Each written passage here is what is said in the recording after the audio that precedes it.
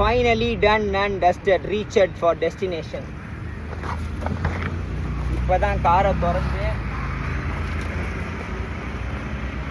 என்ன பண்ணுறேன், செருப்புகள் எடுத்துகிட்டு வந்த வாட்டர் பாட்டில், வாழைப்பழம்.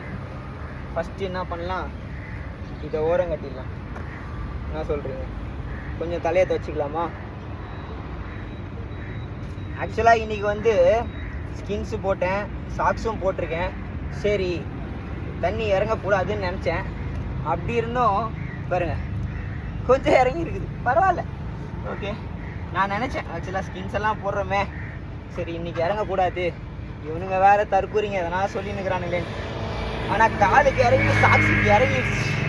ஒன்றும் பண்ணுறதுக்கு இல்லை, இதில் பெருசாக இல்லை, லைட்டாக தான். மேபி அவ்வளோதான்.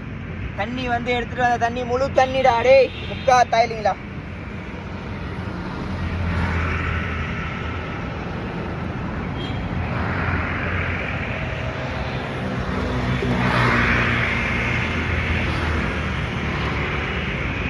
எடுத்துகிட்டு வந்த எக்ஸ்ட்ரா டிஷர்ட் அப்புறமேட்டு போட்டுக்கலாம்.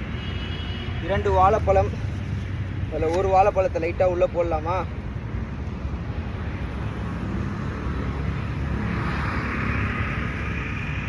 வேறு எதுவும் சொல்கிறதுக்கு இல்லை. மண்டே மைடே மதிடே 365 kilometre 130 days challenge. Almost going to finish. இன்னும் 84 கிலோமீட்டர் தான் இருக்குது. 8 days to Goa, 7 days to கோத்தரில்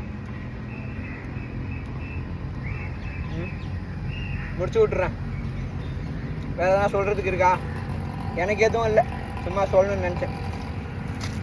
வரட்டா? வாழைப்பழம் சாப்பிட்றீங்களா?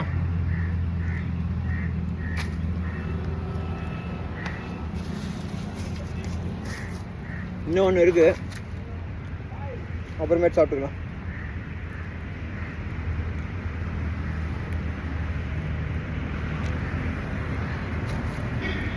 தண்ணி என்ன போட்டாச்சு, தண்ணி கொஞ்சம் குச்சிக்கிறேன்.